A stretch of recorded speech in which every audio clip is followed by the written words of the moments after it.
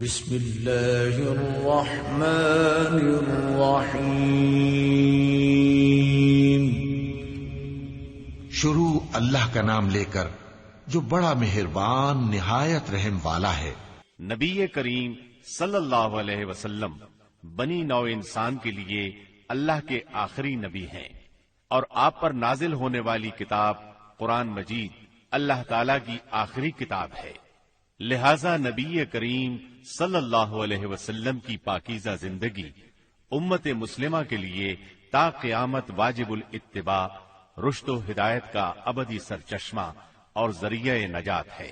یقیناً رسول اللہ کی زندگی تمہارے لیے بہترین نمونہ ہے، لہذا رحمت للعالمین کی سیرت مطہرہ کا مطالعہ ہر مسلمان کی زندگی کا لازمی حصہ قرار پایا۔ مسلمان مردوں، عورتوں اور بچوں کی اسی ضرورت کے پیش نظر دارالسلام اسٹوڈیو نے نبی رحمت صلی اللہ علیہ وسلم کی سیرت طیبہ پر سیٹ تیار کیا ہے، جس کی تیاری میں قرآن مجید، صحیح احادیث اور مستند سیرت کی کتابوں سے استفادہ کیا گیا ہے۔ اس سیٹ میں سیرت النبی صلی اللہ علیہ وسلم کو مفصل طور پر بیان کیا گیا ہے۔ نبی صلی اللہ علیہ وسلم کی زندگی کے تمام پہلو اور واقعات ترتیب وار انتہائی دلچسپ انداز، خوبصورت آواز اور آسان الفاظ میں بیان کیے گئے ہیں۔ لیجیے سماعت فرمائیے رحمت للعالمین۔ سیرت نبوی کو مکمل طور پر بیان کرنا اس وقت تک ممکن نہیں جب تک اسلام سے پہلے اور بعد کے حالات کا تقابل نہ کیا جائے۔ اس لیے ہم اصل مضمون سے پہلے اسلام سے پہلے عرب کی کیفیت بیان کریں گے، عرب اقوام اور ان کی معاشرت کا نقشہ کھینچیں گے، پھر وہ حالات بیان کریں گے جن میں رسول اللہ صلی اللہ علیہ وسلم کی بعثت ہوئی۔ لفظ عرب کے لغوی معنی صحرا اور بیاب و گیاہ زمین کے ہیں۔ عہد قدیم سے یہ لفظ جزیرہ نما عرب اور اس میں بسنے والی قوموں پر بولا گیا ہے۔ عرب کے مغرب میں بحر احمر اور جزیرہ نما سینا ہے، مشرق میں خلیج عرب اور جنوبی عراق کا ایک بڑا حصہ ہے۔ جنوب میں بحر عرب ہے جو در حقیقت بحر ہند کا پھیلاؤ ہے۔ شمال میں ملک شام اور کسی قدر شمالی عراق ہے۔ ان میں سے بعض سرحدوں کے بارے میں اختلاف بھی ہے۔ کل رقبے کا اندازہ 10 لاکھ سے 13 لاکھ مربع میل تک کیا گیا ہے۔ نسلی اعتبار سے مورخین نے عرب اقوام کی 3 قسمیں قرار دی ہیں۔ نمبر 1، عرب بائدہ، یعنی وہ قدیم عرب قبائل اور قومیں جو بالکل ناپید ہو گئیں اور ان کے متعلق ضروری معلومات بھی دستیاب نہیں، مثلا عاد، سمود، تسم، جدیس، عمالقہ وغیرہ۔ نمبر 2، عرب عاربہ، یعنی وہ عرب قبائل جو یعرب بن یشجب بن قحطان کی نسل سے ہیں، انہیں قحطانی عرب کہا جاتا ہے۔ نمبر 3، عرب مستعربہ، یعنی وہ قبائل جو سیدنا اسماعیل علیہ السلام کی نسل سے ہیں، انہیں عدنانی عرب کہا جاتا ہے۔ عرب عاربہ یعنی قحطانی عرب کا اصل گہوارہ ملک یمن تھا۔ یہیں ان کے خاندان اور قبیلے مختلف شاخوں میں پھوٹے، پھیلے اور بڑھے۔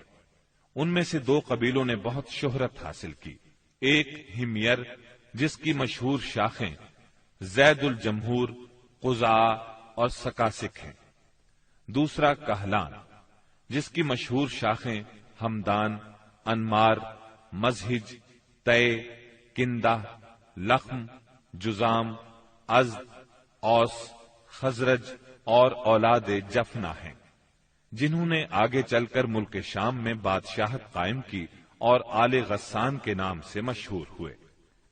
عرب مستعربہ کے جد اعلیٰ سیدنا ابراہیم علیہ السلام اصلاً عراق کے ایک شہر اور کے باشندے تھے۔ یہ شہر دریائے فرات کے مغربی ساحل پر کوفے کے قریب واقع تھا۔ اس کی کھدائی کے دوران میں جو کتبے برآمد ہوئے ان سے اس شہر کے متعلق بہت سی تفصیلات منظر عام پر آئی ہیں، اور سیدنا ابراہیم علیہ السلام کے خاندان کی بعض تفصیلات معلوم ہوئی ہیں۔ نیز ملک کے دینی اور اجتماعی حالات بھی سامنے آئے ہیں۔ سیدنا ابراہیم علیہ السلام یہاں سے ہجرت کر کے شہر حران تشریف لے گئے تھے اور پھر وہاں سے فلسطین جا کر اس کو اپنی دعوتی سرگرمیوں کا مرکز بنا لیا اور دعوت و تبلیغ کے لیے یہیں سے اندرون و بیرون ملک آتے جاتے رہتے تھے۔ ایک بار آپ مصر تشریف لے گئے۔ فرعون نے آپ کی بیوی سیدہ سارہ علیہ السلام کی کیفیت سنی تو بدنیت ہو گیا، انہیں بری نیت سے اپنے دربار میں بلایا، لیکن اللہ نے سیدہ سارہ کی دعا کے نتیجے میں غیبی طور پر فرعون کی ایسی گرفت کی کہ وہ ہاتھ پاؤں مارنے لگا۔ اس کی نیت بد اس کے منہ پر مار دی گئی اور وہ اس حادثے کی نوعیت سے سمجھ گیا کہ سیدہ سارہ اللہ کی نہایت خاص اور مقرب بندی ہیں۔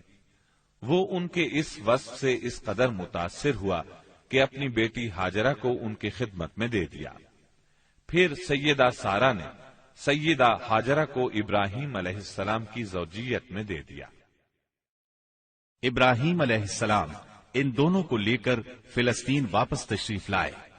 پھر اللہ نے سیدہ ہاجرہ کے بطن سے ابراہیم علیہ السلام کو ایک فرزند ارجمند اسماعیل علیہ السلام عطا فرمایا۔ سیدہ سارہ بے اولاد تھیں، اس لیے انہیں بہت غیرت آئی اور انہوں نے سیدنا ابراہیم علیہ السلام کو مجبور کیا کہ سیدہ ہاجرہ کو ان کے نوزائیدہ بچے سمیت جلا وطن کر دیں۔ حالات نے ایسا رخ اختیار کیا کہ انہیں سیدہ سارہ کی بات ماننا پڑی اور وہ سیدہ ہاجرہ اور اسماعیل علیہ السلام کو لے کر حجاز تشریف لے گئے۔ وہاں انہیں ایک بے آب و گیاہ وادی میں اتار دیا۔ اسی جگہ آج بیت اللہ ہے، اس وقت نہیں تھا، صرف ٹیلوں کی طرح ابھری ہوئی زمین تھی۔ سیلاب آتا تو دائیں بائیں سے کترا کر نکل جاتا تھا۔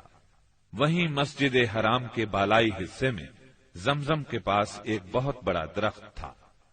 آپ نے ان دونوں کو اسی درخت کے پاس چھوڑا تھا۔ اس وقت مکے میں پانی تھا نہ انسان، اس لیے سیدنا ابراہیم علیہ السلام نے ایک توشہ دان میں کھجوریں اور ایک مشکیزے میں پانی رکھ دیا۔ اس کے بعد فلسطین واپس چلے گئے۔ ادھر چند ہی دن میں کھجوریں اور پانی ختم ہو گیا۔ سخت مشکل پیش آئی، مگر اس مشکل وقت میں اللہ کے فضل سے زمزم کا چشمہ پھوٹ پڑا اور ان کے لیے خوراک کا سامان بن گیا۔ اسماعیل علیہ السلام جب جوان ہوئے تو جرہم قبیلے سے عربی سیکھ لی۔ یہ قبیلہ وہاں پانی دیکھ کر آباد ہو گیا تھا۔ اس قبیلے کے لوگ انہیں پسند کرنے لگے تو ان لوگوں نے اپنے خاندان کی ایک خاتون سے ان کی شادی کر دی۔ اسی دوران میں سیدہ ہاجرہ کا انتقال ہو گیا۔ ادھر سیدنا ابراہیم علیہ السلام کو خیال آیا کہ اپنا ترکہ دیکھنا چاہیے، چنانچہ وہ مکہ معظمہ تشریف لے گئے، لیکن سیدنا اسماعیل علیہ السلام سے ملاقات نہ ہوئی۔ بہو سے حالات دریافت کیے، اس نے تنگ دستی کی شکایت کی۔ آپ نے وصیت کی کہ اسماعیل آئیں تو کہنا اپنے دروازے کی چوکھٹ بدل دیں۔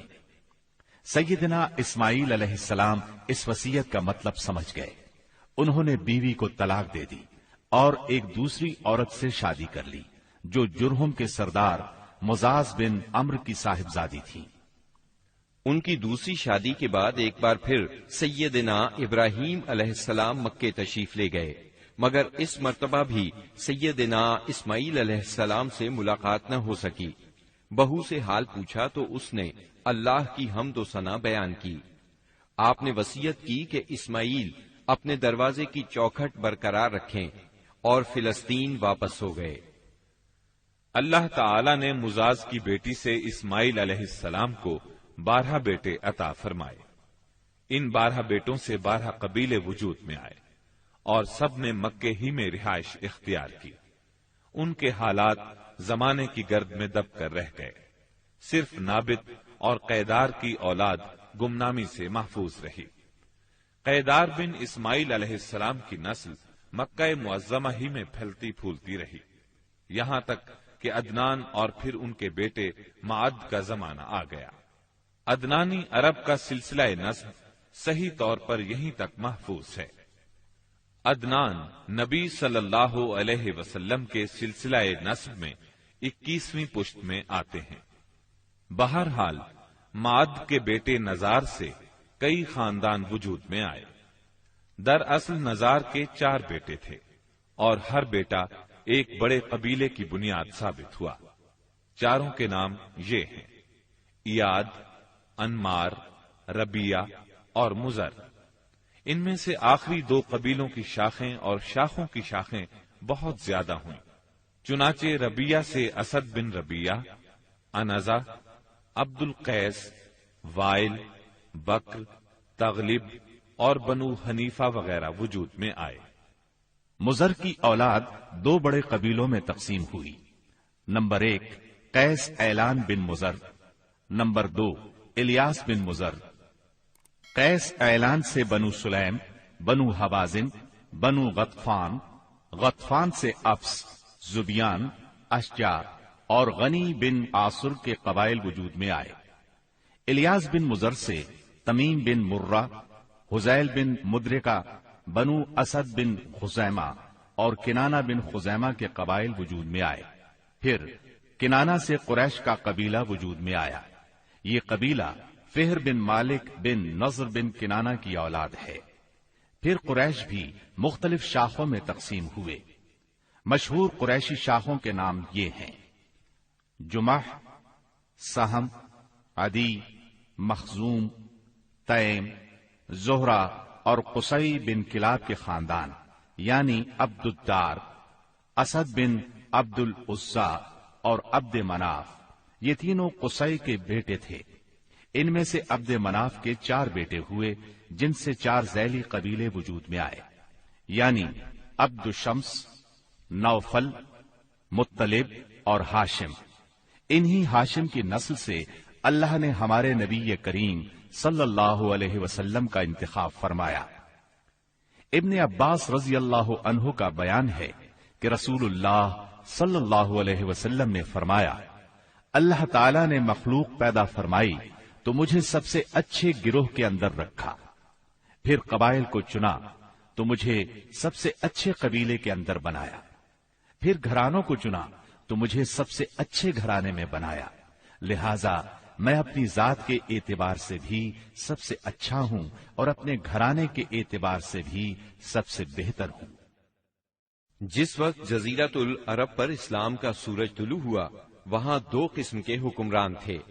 ایک تاجپوش بادشاہ جو حقیقت میں مکمل طور پر آزاد اور خود مختار نہیں تھے، اور دوسرے قبائلی سردار جنہیں اختیارات کے لحاظ سے وہی حیثیت حاصل تھی جو تاجپوش بادشاہوں کی تھی، لیکن ان کی اکثریت کو ایک مزید امتیاز یہ حاصل تھا کہ وہ مکمل طور پر آزاد اور خود مختار تھے۔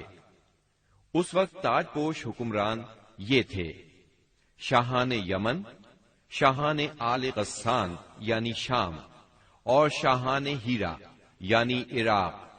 باقی عرب حکمران تاجپوش نہ تھے۔ عرب عاربہ میں سے قدیم ترین قوم سبا تھی۔ اور یعنی عراق سے جو کتبات برآمد ہوئے ان میں 2500 سال قبل مسیح کی اس قوم کا ذکر ملتا ہے، لیکن اس کے عروج کا زمانہ 11 صدی قبل مسیح سے شروع ہوتا ہے۔ اس کی تاریخ کے اہم ادوار یہ ہیں: 650 قبل مسیح سے پہلے کا دور۔ اس دور میں سبا کے بادشاہوں کا لقب مکرب سبا تھا۔ ان کا پایہ تخت سرواہ تھا، جس کے کھنڈرات آج بھی معارب کے مغرب میں 1 دن کے فاصلے پر پائے جاتے ہیں۔ یہ کھنڈرات خریبہ کے نام سے مشہور ہیں۔ اسی دور میں معارب کے مشہور بند کی بنیاد رکھی گئی، جسے یمن کی تاریخ میں بہت اہمیت حاصل ہے۔ 650 قبل مسیح سے 115 قبل مسیح تک کا دور۔ اس دور میں سبا کے بادشاہوں نے مکرب کا لفظ چھوڑ کر ملک یعنی بادشاہ کا لقب اختیار کر لیا اور سرواہ کی بجائے معارب کو اپنا دارالسلطنت بنایا۔ اس شہر کے کھنڈرات آج بھی صنعاء سے 60 میل مشرق میں پائے جاتے ہیں۔ 115 قبل مسیح سے 300 عیسوی تک کا دور۔ اس دور میں سبا کی مملکت پر قبیلہ ہمیر کو غلبہ حاصل رہا اور اس نے معارف کی بجائے ریدان کو اپنا پائے تخت بنایا۔ پھر ریدان کا نام ظفار پڑ گیا، جس کے کھنڈرات آج بھی شہر یریم کے قریب ایک دائرہ نما پہاڑی پر پائے جاتے ہیں۔ اسی دور میں قوم سبا کا زوال شروع ہوا۔ 300 عیسوی کے بعد سے آغاز اسلام تک کا دور۔ اس دور میں یمن کے اندر مسلسل اضطراب اور انتشار برپا رہا۔ انقلابات آئے، خانہ جنگیاں ہوئیں اور بیرونی قوموں کو مداخلت کے مواقع ہاتھ آئے، یہاں تک کہ ایک وقت ایسا بھی آیا کہ یمن کی آزادی سلب ہو گئی۔ چنانچہ اسی دور میں رومیوں نے عدن پر فوجی قبضہ کیا اور ان کی مدد سے حبشیوں نے ہمیر اور ہمدان کی آپس میں کشمکش سے فائدہ اٹھایا اور 340 عیسوی میں پہلی بار یمن پر قبضہ کیا۔ یہ قبضہ 378 عیسوی تک برقرار رہا۔ اس کے بعد یمن کی آزادی تو بحال ہو گئی، مگر معارف کے مشہور بند میں رکھنے پڑنا شروع ہو گئے، یہاں تک کہ 450 عیسوی یا 451 عیسوی میں بند ٹوٹ گیا اور وہ عظیم سیلاب آیا جس کا ذکر قرآن مجید کی سورہ سبا میں سیل ارم کے نام سے کیا گیا ہے۔ پھر 523 عیسوی میں ایک اور سنگین حادثہ پیش آیا، وہ یہ کہ یمن کے یہودی بادشاہ زونواس نے نجران کے عیسائیوں پر ایک ہیبت ناک حملہ کیا، انہیں عیسائی مذہب چھوڑنے پر مجبور کرنے کی کوشش کی۔ جب وہ اس پر آمادہ نہ ہوئے تو زونواس نے خندقیں کھدوا کر انہیں بھڑکتی ہوئی آگ میں جھونک دیا۔ قرآن مجید کی سورہ بروج میں اسی لرزہ خیز واقعے کی طرف اشارہ موجود ہے۔ اس واقعے کا نتیجہ یہ ہوا کہ عیسائیت انتقام لینے پر تل گئی۔ وہ پہلے ہی رومی بادشاہوں کی قیادت میں بلا وجہ عرب کی فتوحات کے لیے تیاری کر چکے تھے، اپنے علاقوں کو وسیع کرنا چاہتے تھے۔ انہوں نے حبشیوں کو یمن پر حملے کی ترغیب دی، انہیں باہری بیڑا مہیا کیا۔ حبشیوں نے رومیوں کی شہ پا کر 525 عیسوی میں اریات کی قیادت میں 70,000 فوج سے یمن پر دوبارہ قبضہ کر لیا۔ قبضے کے بعد اریات نے شاہ حبش کے گورنر کی حیثیت سے یمن پر حکمرانی کی، لیکن پھر اس کی فوج کے ایک ماتحت کمانڈر ابرہا نے اسے قتل کر کے خود اقتدار پر قبضہ جما لیا اور شاہ حبش کو بھی راضی کر لیا کہ وہ اس کے قبضے کو تسلیم کر لے۔ یہ وہی ابرہا ہے جس نے بعد میں خانہ کعبہ کو ڈھانے کی کوشش کی اور ایک لشکر جرار کے علاوہ چند ہاتھیوں کو بھی فوج کشی کے لیے ساتھ لایا، جس کی وجہ سے یہ لشکر اصحاب الفیل کے نام سے مشہور ہوا۔ عراق اور اس کے نواحی علاقوں پر سائرس اعظم کے زمانے ہی سے اہل فارس کی حکمرانی چلی آ رہی تھی۔ اسے کوروش کبیر، خورس یا سائرس ذوالقرنین بھی کہا جاتا ہے۔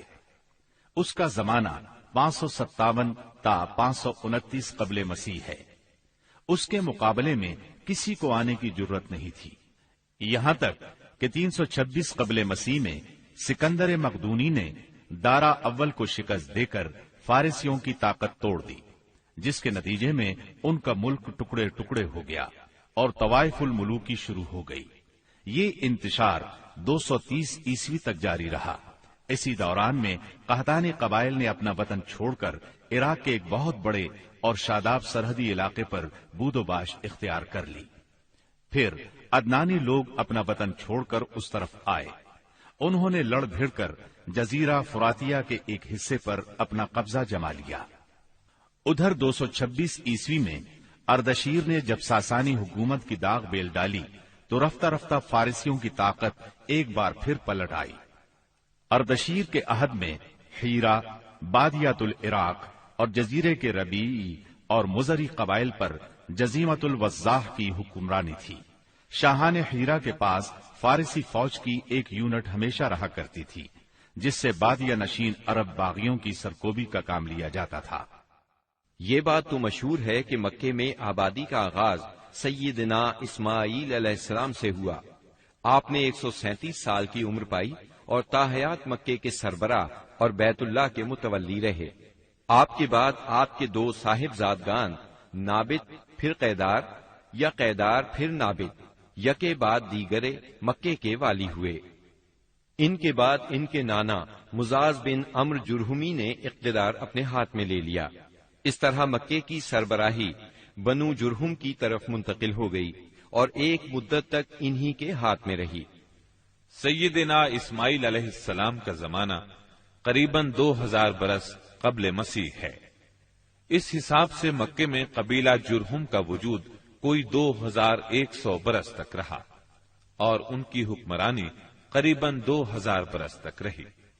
بنو خزاعہ نے مکہ پر قبضہ کرنے کے بعد بنو بکر کو شامل کیے بغیر تنہا اپنی حکمرانی قائم کی۔ البتہ 3 اہم اور امتیازی منصب مضری قبائل کے حصے میں آئے۔ نمبر 1، حاجیوں کو عرفات سے مزدلفہ لے جانا اور یوم النفر یعنی 13 ذی الحجہ کو مینا سے روانگی کا پروانہ دینا۔ یہ حج کے سلسلے کا آخری دن ہے۔ یہ اعزاز الیاس بن مضر کے خاندان بنو غوث بن مرہ کو حاصل تھا۔ یہ صوفہ کہلاتے تھے۔ نمبر 2، 10 ذی الحجہ کی صبح کو مزدلفہ سے مینا کی جانب افاضہ یعنی روانگی۔ یہ اعزاز بنو ادوان کو حاصل تھا۔ نمبر 3، حرام مہینوں کو آگے پیچھے کرنا۔ یہ اعزاز بنو کنانہ کی ایک شاخ بنو تمیم بن عدی کو حاصل تھا۔ مکہ معظمہ پر بنو خزاعہ کا اقتدار کوئی 300 برس تک قائم رہا۔ یہی زمانہ تھا جب ادنانی قبائل مکے اور حجاز سے نکل کر نجد، عراق کے اطراف اور بحرین وغیرہ میں پھیلے اور مکے کے اطراف میں قریش کی صرف چند شاخیں باقی رہیں، مگر مکے کی حکومت اور بیت اللہ کی تولیت میں ان کا کوئی حصہ نہ تھا، یہاں تک کہ قصی بن کلاب کا دور آیا۔ قصی نے مکے کا بندوبست اس طرح کیا کہ قریش کو مکے کے اطراف سے بلا کر پورا شہر ان پر تقسیم کر دیا اور ہر خاندان کا ٹھکانہ مقرر کر دیا۔ البتہ مہینے آگے پیچھے کرنے والوں کو نیز آل صفوان، بنو ادوان اور بنو مرہ بن عوف کو ان کے مناصب پر برقرار رکھا، کیونکہ قصی سمجھتا تھا کہ یہ بھی دین ہے، اس میں رد و بدل کرنا درست نہیں۔ قصی کا ایک کارنامہ یہ بھی ہے کہ اس نے حرم کعبہ کے شمال میں دار الندوہ تعمیر کیا۔ اس کا دروازہ مسجد کی طرف تھا۔ دار الندوہ دراصل قریش کی پارلیمنٹ تھی، جہاں تمام بڑے بڑے اور اہم معاملات کے فیصلے ہوتے تھے۔ قریش پر دار الندوہ کے بڑے احسانات ہیں، کیونکہ یہ ان کے اتحاد کا ضامن تھا اور یہیں ان کے الجھے ہوئے مسائل احسن طریقے سے طے ہوتے تھے۔ قصی کو سربراہی اور عظمت کے یہ مرتبے حاصل تھے۔ نمبر 1، دار الندوہ کی صدارت، جہاں بڑے بڑے معاملات کے بارے میں مشورے ہوتے تھے اور جہاں یہ لوگ اپنی بیٹیوں کی شادیاں بھی کرتے تھے۔ نمبر 2، لوا یعنی جنگ کا پرچم قصی ہی کے ہاتھوں باندھا جاتا تھا۔ نمبر 3، حجابت یعنی خانہ کعبہ کی پاسبانی۔ اس کا مطلب یہ ہے کہ خانہ کعبہ کا دروازہ قصی ہی کھولتا تھا۔ خانہ کعبہ کی خدمت اسی کے ذمے تھی، چابی بردار بھی وہی تھا۔ نمبر 4، سقایا یعنی پانی پلانا۔ اس کی صورت کچھ یوں تھی کہ حوض میں حاجیوں کے لیے پانی بھر دیا جاتا تھا، اس میں کچھ کھجور اور کشمش ڈال کر اسے شیریں بنایا جاتا تھا۔ حجاج جب مکے آتے تو اسے پیتے تھے۔ نمبر 5، رفادہ یعنی حاجیوں کی میزبانی۔ حاجیوں کے لیے بطور ضیافت کھانا تیار کیا جاتا تھا۔ اس مقصد کے لیے قصی نے قریش پر ایک خاص رقم مقرر کر رکھی تھی۔ یہ رقم حج کے موسم میں قصی کے پاس جمع ہو جاتی تھی۔ وہ اس رقم سے حاجیوں کے لیے کھانا تیار کراتا تھا۔ جو لوگ تنگ دست ہوتے یا جن کے پاس توشہ نہ ہوتا وہ یہی کھانا کھاتے تھے۔ ان کے علاوہ کچھ اور عہدے بھی تھے جنہیں قریش نے آپس میں تقسیم کر رکھا تھا۔ ان کی تفصیل یہ ہے۔ نمبر 1، ایثار یعنی فال گیری، قسمت کا حال دریافت کرنے کے لیے بتوں کے پاس جو تیر رکھے رہتے تھے ان کی تولیت۔ یہ منصب بنو جمح کو حاصل تھا۔ نمبر 2، مالیات کا نظم، یعنی بتوں کا تقرب حاصل کرنے کے لیے جو نذرانے اور قربانیاں پیش کی جاتی تھیں ان کا انتظام کرنا، جھگڑوں اور مقدمات کا فیصلہ کرنا، یہ کام بنو سہم کو سونپا گیا۔ نمبر 3، شورا، یہ اعزاز بنو اسد کو حاصل تھا۔ نمبر 4، اشناق، یعنی دیت اور جرمانوں کا نظم، اس منصب پر بنو تیم فائز تھے۔ نمبر 5، عقاب، یعنی قومی پرچم اٹھانا، یہ بنو امیہ کا کام تھا۔ نمبر 6، قبہ، یعنی فوجی کیمپ کا انتظام اور شاہ سواروں کی قیادت، یہ کام بنو مخزوم کے حصے میں آیا تھا۔ نمبر 7، سفارت، یہ منصب بنو عدی کا تھا۔ ہم قحطانی اور عدنانی قبائل کے وطن چھوڑنے کا ذکر کر چکے ہیں۔ ان قبائل میں سرداری نظام رائج تھا۔ قبیلے خود اپنا سردار مقرر کرتے تھے۔ قبائلی سرداروں کا درجہ اپنی قوم میں بادشاہوں جیسا تھا۔ قبیلہ صلح اور جنگ میں بہرحال اپنے سردار کے فیصلے کا پابند ہوتا تھا۔ سردار کو وہی اقتدار اور اختیارات حاصل تھے جو کسی بادشاہ کو ہوا کرتے ہیں۔ حتیٰ کہ بعض سرداروں کا یہ حال تھا کہ اگر کبھی وہ بگڑ جاتے تھے تو ہزاروں تلواریں بے نیام ہو جاتی تھیں، اور وہ یہ بھی نہیں پوچھتے تھے کہ سردار کے غصے کا سبب کیا ہے۔ اب رہا سیاسی حالات کا مسئلہ۔ جزیرت العرب کے 3 سرحدی علاقے تھے۔ یہ تینوں غیر ممالک کے پڑوس میں تھے۔ ان کی سیاسی حالت سخت پریشان کن تھی۔ وہاں انتشار کی کیفیت تھی۔ صورتحال زوال پذیر تھی۔ انسان مالک تھا یا غلام، حاکم تھا یا محکوم، بس انہی 2 طبقوں میں بٹا ہوا تھا۔ تمام تر فوائد سربراہوں کو، خاص طور پر غیر ملکی سربراہوں کو حاصل تھے، اور سارا بوجھ غلاموں کے سر تھا۔ وہ طرح طرح کے ظلم و ستم برداشت کرتے تھے، زبان نہیں کھول سکتے تھے، کیونکہ حکمرانی جبری تھی۔ انسانی حقوق نام کی کسی چیز کا دور دور تک وجود نہیں تھا۔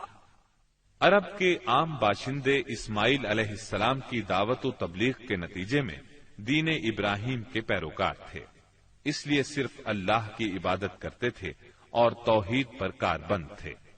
لیکن وقت گزرنے کے ساتھ ساتھ انہوں نے اللہ کے احکامات کو بھلا دیا، پھر بھی ان کے اندر توحید اور دین ابراہیمی کے کچھ آثار باقی رہے، کچھ شعائر پر وہ عمل پیرا رہے، یہاں تک کہ بنو خزاعہ کا سردار عمرو بن لحی منظر عام پر آیا۔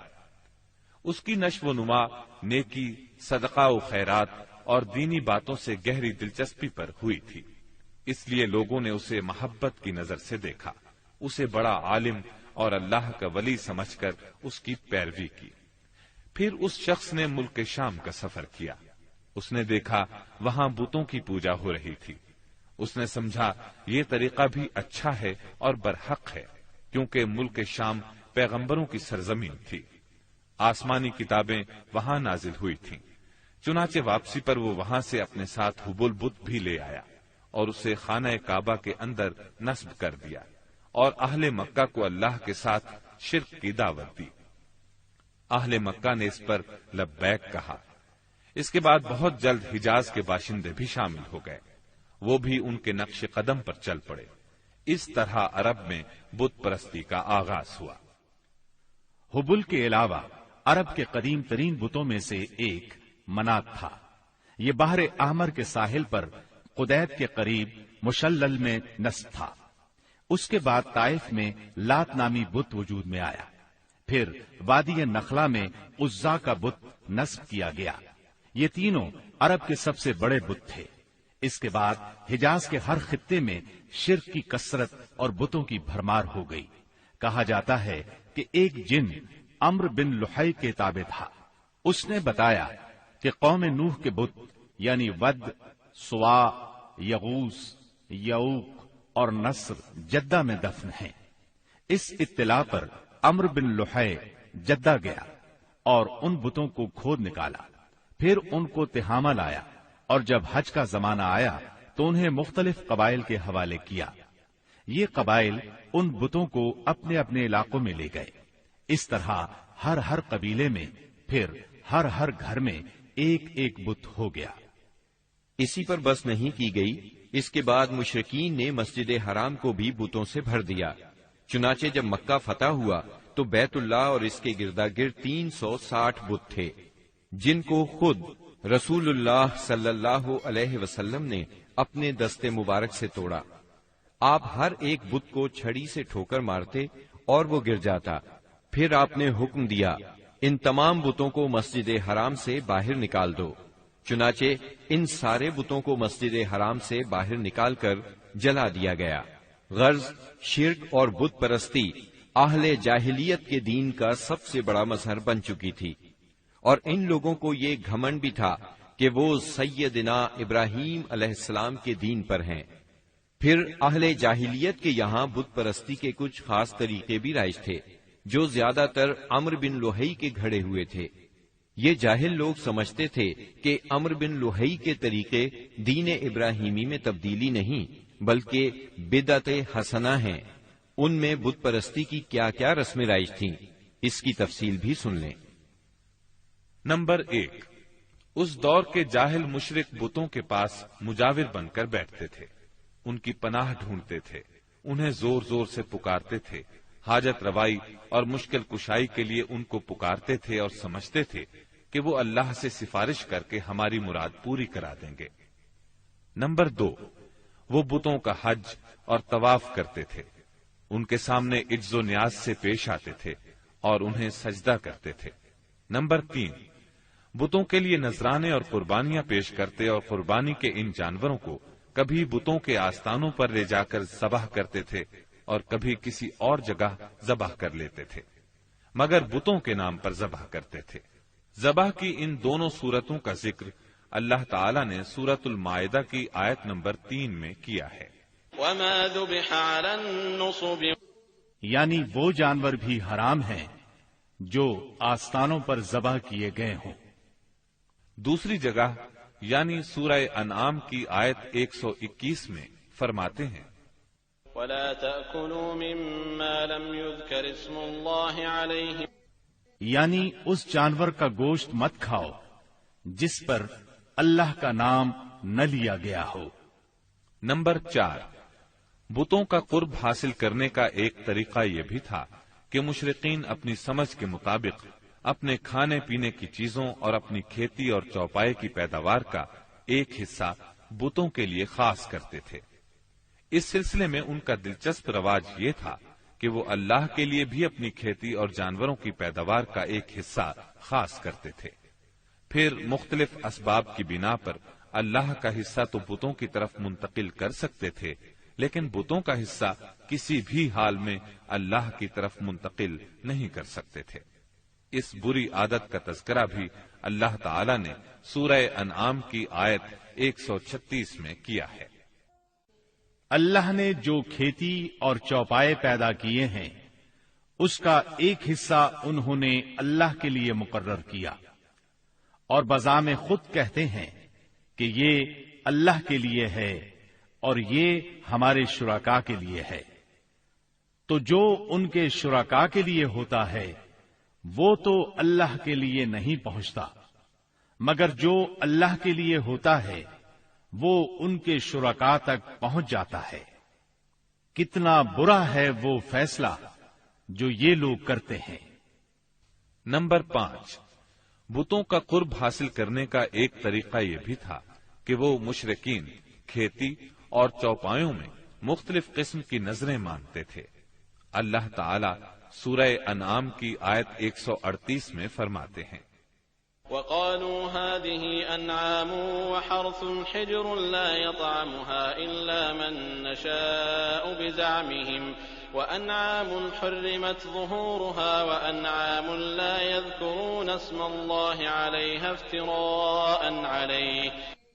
उन मुशरिकीन ने अपने ख्याल पर यह भी किया कि ये चौपाए और खेतियां ममनू हैं, इन्हें वही खा सकता है जिसे हम चाहें, और ये वो चौपाए हैं जिनकी पीठ हराम की गई है, यानी न इन पर सवारी की जा सकती है और न सामान लादा जा सकता है।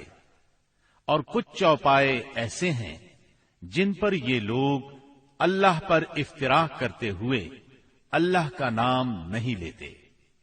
یہ تھے ان کے عقائد۔ انہی جانوروں میں بحیرہ، صائبہ، وسیلہ اور حام تھے۔ سیرت نگار ابن اسحاق کہتے ہیں بحیرہ صائبہ کی بچی کو کہا جاتا ہے اور صائبہ اس اونٹنی کو کہا جاتا ہے جس سے پے در پے 10-12 مادہ بچے پیدا ہوں، درمیان میں کوئی نر نہ ہو۔ ایسی اونٹنی کو آزاد چھوڑ دیا جاتا تھا، اس پر سواری نہیں کی جاتی تھی، اس کے بال بھی نہیں کاٹے جاتے تھے، اور مہمان کے سوا اس کا دودھ کوئی نہیں پی سکتا تھا۔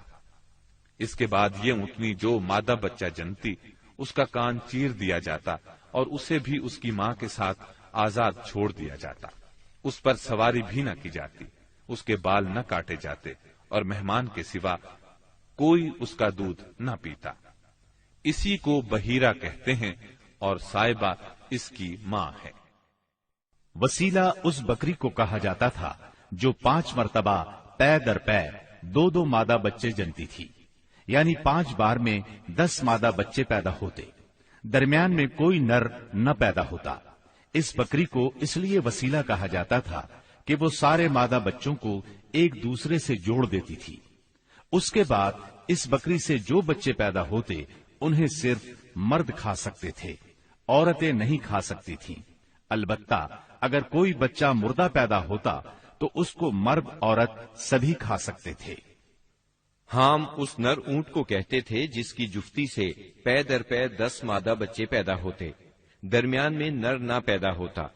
ایسے اونٹ کی پیٹھ محفوظ کر دی جاتی تھی، نہ اس پر سواری کی جاتی، نہ بال کاٹے جاتے، بلکہ اسے اونٹوں کے ریوڑ میں جفتی کے لیے آزاد چھوڑ دیا جاتا، اس کے سوا اس سے کوئی اور فائدہ نہ اٹھایا جاتا۔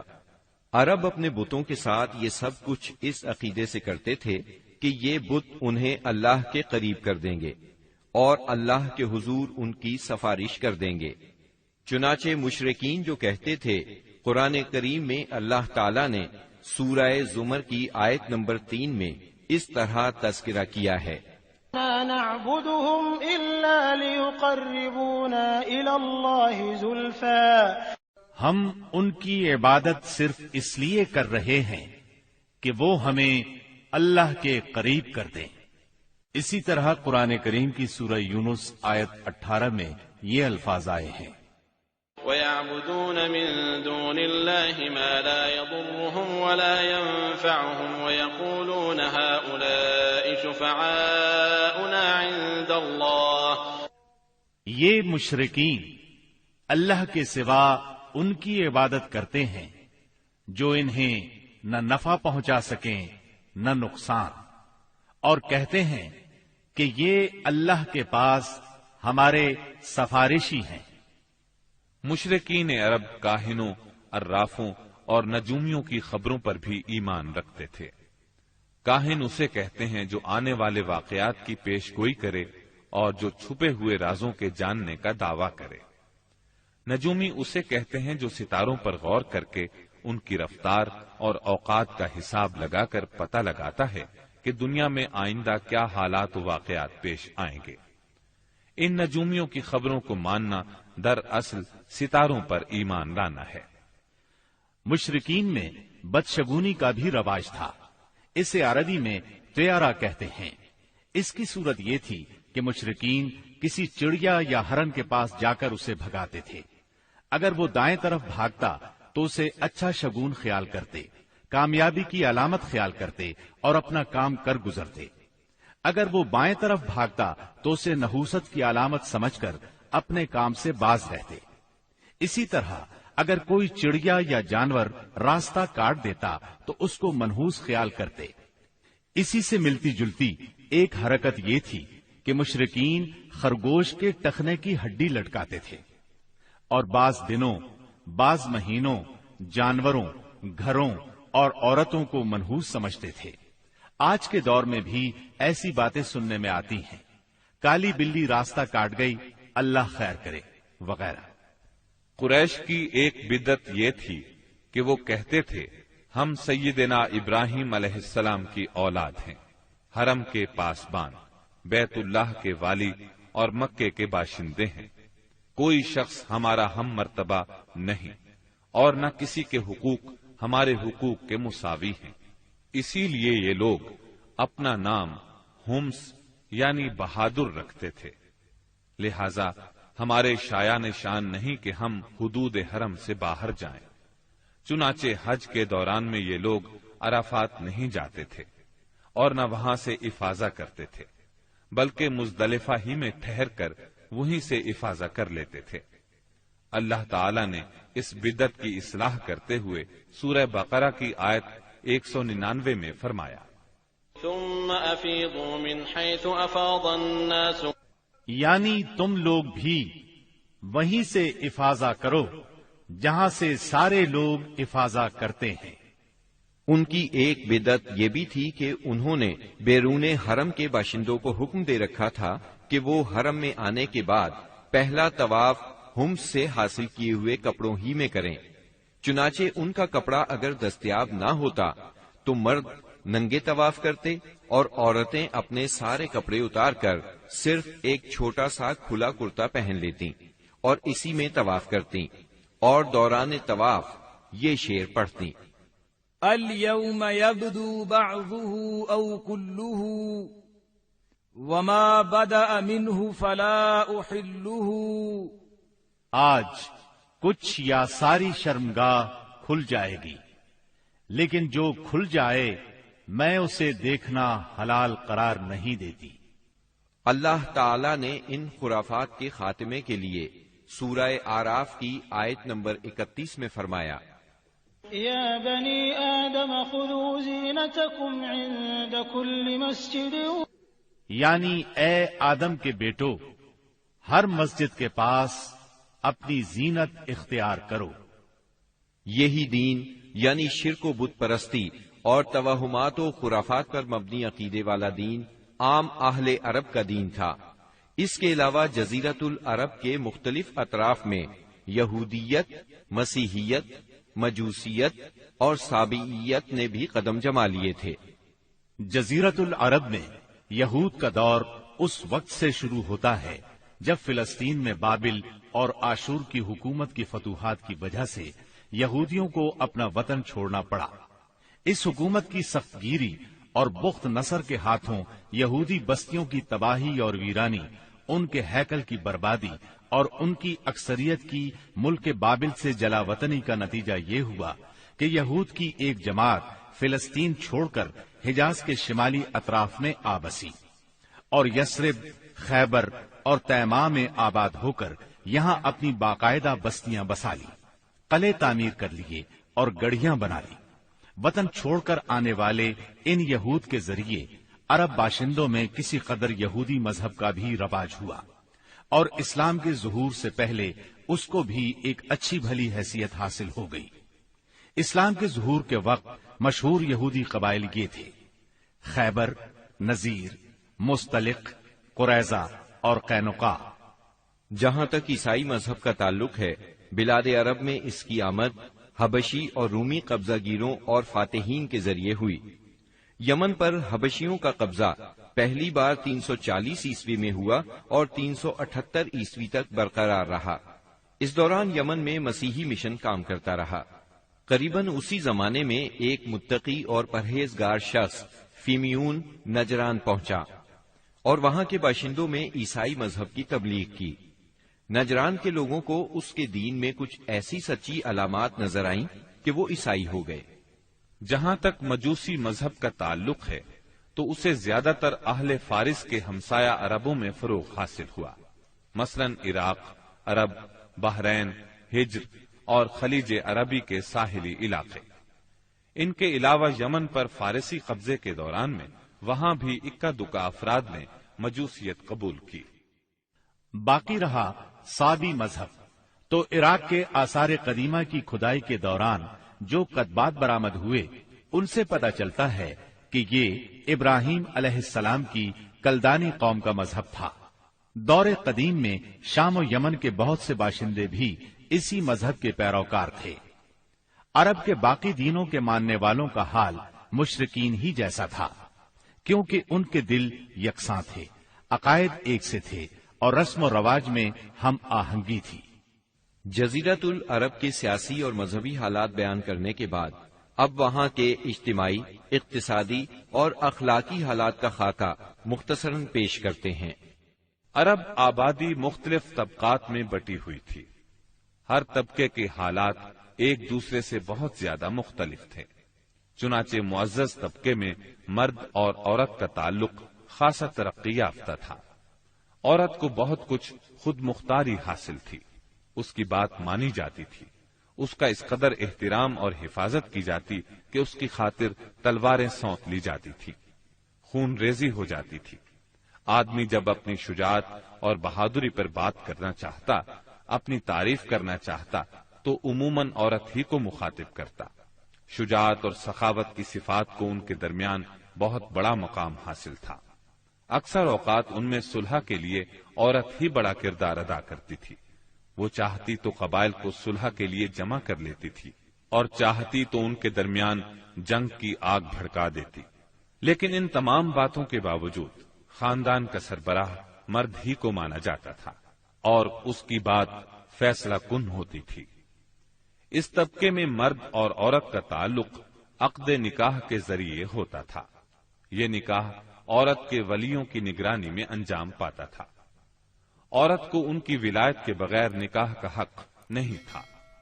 ایک طرف طبقہ اشراف یعنی معزز لوگوں کا یہ حال تھا تو دوسری طرف دوسرے طبقات میں مرد عورت کے اختلاط کی اور بھی کئی صورتیں تھیں، جنہیں بدکاری، بے حیائی، فحاشی اور زناکاری کے سوا کوئی اور نام نہیں دیا جا سکتا۔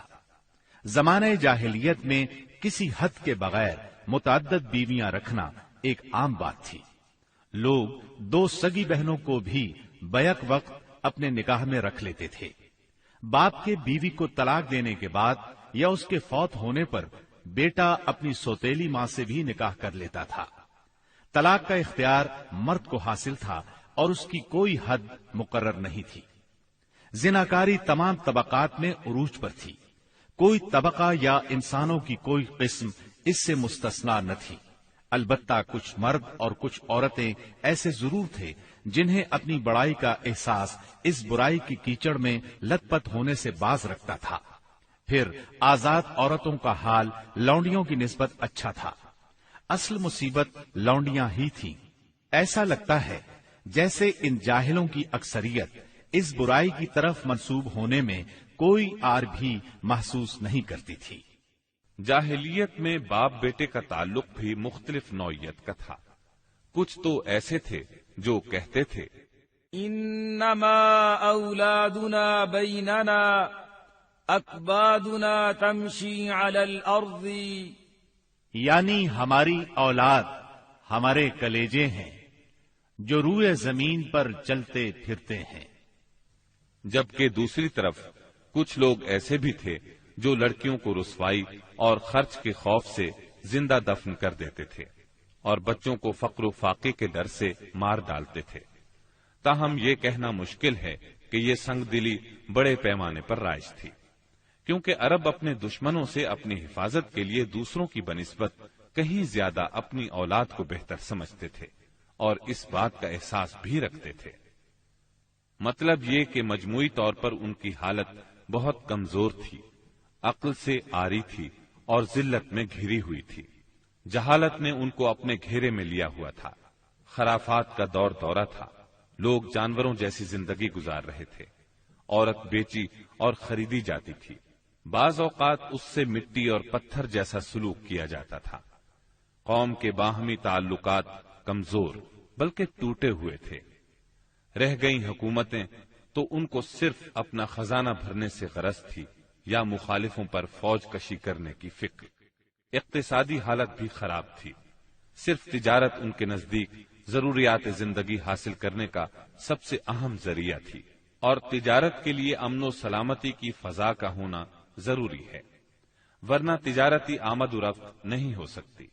جبکہ ان کا حال یہ تھا کہ سوائے حرمت والے مہینوں کے امن اور سلامتی کا کہیں وجود نہ تھا۔ یہی وجہ ہے کہ صرف حرمت والے مہینوں میں عرب کے مشہور بازار، عکاظ، ذیل مجاز اور مجنہ لگتے تھے۔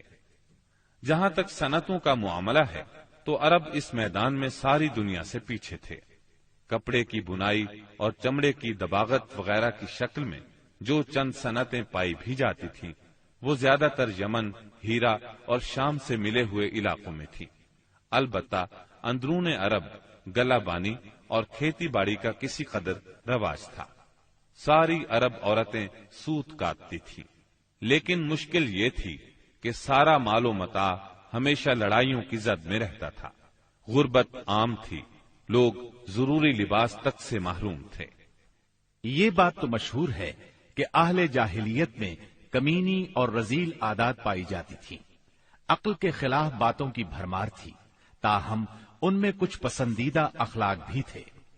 ان اخلاق کو دیکھ کر انسان دنگ رہ جاتا تھا۔ نمبر 1، کرم و سخاوت۔ یہ اہل جاہلیت کی خوبی تھی جس میں وہ ایک دوسرے سے آگے نکل جانے کی کوشش کرتے تھے، اور اس پر فخر کرنے کا عالم یہ تھا کہ عرب کے آدھے اشعار اسی کی نظر ہو جاتے تھے۔ اس وصف کی بنیاد پر کوئی اپنی تعریف کرتا تھا تو کوئی دوسروں کی۔ حالت یہ تھی کہ سخت سردی اور بھوک کی حالت میں بھی کوئی مہمان آ جاتا اور میزبان کے پاس اپنی سواری والی اونٹی کے سوا کچھ نہ ہوتا، اور کنبے کی ضرورت پوری کرنے کا ذریعہ بھی صرف وہی سواری ہوتی تو اپنے مہمان کے لیے ذبح کر دیتا۔ یہ ان کے کرم ہی کا نتیجہ تھا کہ بڑی بڑی دیت اور مالی ذمہ داریاں اٹھا لیتے تھے، اور اس طرح انسانوں کو بربادی اور خون ریزی سے بچا کر دوسرے رئیسوں اور سرداروں کے مقابل فخر کرتے تھے۔ وہ جوا کھیلتے تھے۔ ان کا خیال تھا یہ بھی سخاوت کی ایک راہ ہے، کیونکہ انہیں جو نفع حاصل ہوتا یا نفع حاصل کرنے والوں کے حصے سے جو کچھ زائد بچ رہتا اس کو وہ مسکینوں کو دے دیتے تھے۔ اسی لیے قرآن پاک نے شراب اور جوئے کے نفع کا سرے سے انکار نہیں کیا، بلکہ سورہ بقرہ کی آیت 219 میں فرمایا، وَإِثْمُهُمَا أَكْبَرُ مِن نَّفْعِهِمَا، یعنی ان دونوں کا گناہ ان کے نفع سے بڑھ کر ہے۔ نمبر 2، ایفائے عہد یعنی وعدے کا پورا کرنا۔ دور جاہلیت کے اخلاق فاضلہ میں سے ہے۔ عہد کو ان کے نزدیک دین کی حیثیت حاصل تھی، جس سے وہ ہر حال میں چمٹے رہتے تھے، اور اس راستے میں اپنی اولاد کا خون اور اپنے گھر بار کی تباہی بھی ہیج سمجھتے تھے۔ نمبر 3، خودداری اور عزت نفس۔ اس پر قائم رہنا اور ظلم و جبر برداشت نہ کرنا بھی جاہلیت کے معروف اخلاق میں سے تھا۔ اس کا نتیجہ یہ تھا کہ ان کی شجاعت اور غیرت حد سے بڑھی ہوئی تھی۔ وہ فوراً بھڑک اٹھتے تھے اور چھوٹی سے چھوٹی توہین آمیز بات پر تلوار اور نیزہ اٹھا لیتے تھے، اور نہایت خون ریز جنگ چھڑ جاتی اور انہیں اس راہ میں اپنی جان کی قطعاً پرواہ نہ رہتی تھی۔ نمبر 4، عزائم کی تکمیل۔ اہل جاہلیت میں ایک خاص بات یہ بھی تھی کہ جب وہ کسی کام کو فخر اور ناز کا ذریعہ سمجھ کر انجام دینے پر تل جاتے تو پھر کوئی رکاوٹ انہیں روک نہیں سکتی تھی۔ وہ اپنی جان پر کھیل کر اس کام کو انجام دے ڈالتے تھے۔ نمبر 5، حلم، بردباری اور سنجیدگی۔ یہ خوبی بھی ان کے نزدیک قابل تعریف تھی، لیکن چونکہ ان میں شجاعت حد سے بڑھ کر تھی، ہر وقت جنگ و جدل پر آمادہ رہتے تھے، اس لیے یہ عادت بہت کم پائی جاتی تھی۔ نمبر 6، بدوی سادگی، یعنی رہن سہن کی الجھنوں اور داؤ پیچ سے ناواقف تھے۔ اس کا نتیجہ یہ تھا کہ ان میں سچائی اور امانت پائی جاتی تھی۔ دھوکہ دہی، بد عہدی سے دور تھے اور نفرت کرتے تھے۔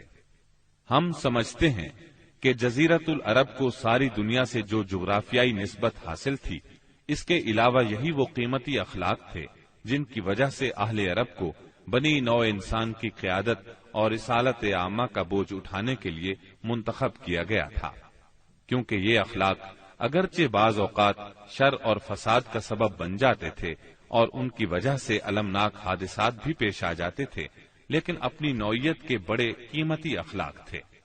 یہ تھوڑی سی اصلاح کے بعد انسانی معاشرے کے لیے نہایت مفید بن سکتے تھے اور یہی کام اسلام نے انجام دیا۔ غالباً ان کے اخلاق میں بھی ایفائے عہد کے بعد عزت نفس اور عزم کی پختگی سب سے زیادہ قیمتی اور نفع بخش جوہر تھا، کیونکہ اس زبردست قوت اور پختہ ارادے کے بغیر شر و فساد کا خاتمہ اور نظام عدل کا قیام ممکن نہیں۔ اہل جاہلیت کے کچھ اور بھی اچھے اخلاق تھے، لیکن ان سب کو بیان کیا جائے تو بات بہت طویل ہو جائے گی، لہذا انہی پر اکتفا کرتے ہوئے ہم آگے چلتے ہیں۔ ہمارے رسول مقبول محمد صلی اللہ علیہ وسلم کی ولادت باسعادت موسم بہار میں پیر کے دن صبح صادق کے بعد اور طلوع آفتاب سے پہلے 9 ربیع الاول سن عام الفیل 20 یا 22 اپریل 571 عیسوی کو مکہ مکرمہ میں ہوئی۔ پیر کا دن آپ کی مبارک زندگی میں بڑی اہمیت کا حامل ہے۔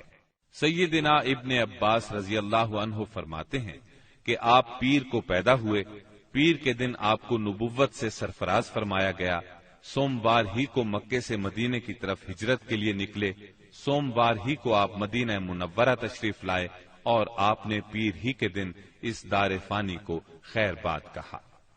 آپ کے پیدا ہوتے ہی آپ کے دادا عبد المطلب آپ کو گود میں اٹھا کر خانہ کعبہ میں لے گئے، آپ کے لیے دعا کی اور محمد نام رکھا۔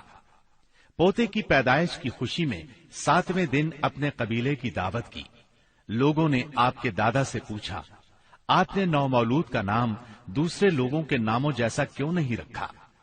انہوں نے جواب دیا، میں چاہتا ہوں میرے پوتے پر اس نام کا اثر پڑے اور میرا پوتا تعریف و توصیف حاصل کرے۔ آپ کی والدہ سیدہ آمنہ نے آپ کا نام احمد رکھا۔ انجیل میں بطور پیشگوئی آپ کے 2 نام آئے ہیں، فارقلید اور منہمنا۔ قرآن مجید کی سورہ انبیاء آیت 107 میں اللہ تعالی نے آپ کو رحمت للعالمین کہا ہے۔ وَمَا أَرْسَلْنَاكَ إِلَّا رَحْمَةً لِلْعَالَمِينَ، یعنی ہم نے آپ کو تمام جہانوں کے لیے رحمت بنا کر بھیجا ہے۔ آپ کا نسب نامہ اس طرح ہے، محمد بن عبداللہ بن عبد المطلب بن ہاشم بن عبد مناف بن قصی بن کلاب بن مرہ بن کعب بن لعی بن غالب بن فہر بن مالک بن نظر بن کنانہ بن خزیمہ بن مدرکہ بن الیاس بن مزر بن نزار بن معد بن عدنان۔ اس بات پر سب کا اتفاق ہے کہ عدنان سیدنا اسماعیل علیہ السلام کی نسل سے ہیں، لیکن دونوں کے درمیان میں کتنی پشتیں ہیں اور ان کے نام کیا کیا ہیں، اس میں بہت اختلاف پایا جاتا ہے۔ آپ کی والدہ کا نام سیدہ آمنہ تھا۔ سیدہ آمنہ کے والد وہب بن عبد مناف بن زہرہ بن کلاب تھے۔ یہ وہی کلاب ہیں جو والد کی طرف سے بھی نبی صلی اللہ علیہ وسلم کے نسب نامے میں آتے ہیں۔ ان کا اصل نام عروہ یا حکیم تھا، لیکن کتوں کے ذریعے بکثرت شکار کھیلا کرتے تھے، اس لیے کلاب کے نام سے مشہور ہو گئے۔ عربی میں کلاب کتوں کو کہتے ہیں۔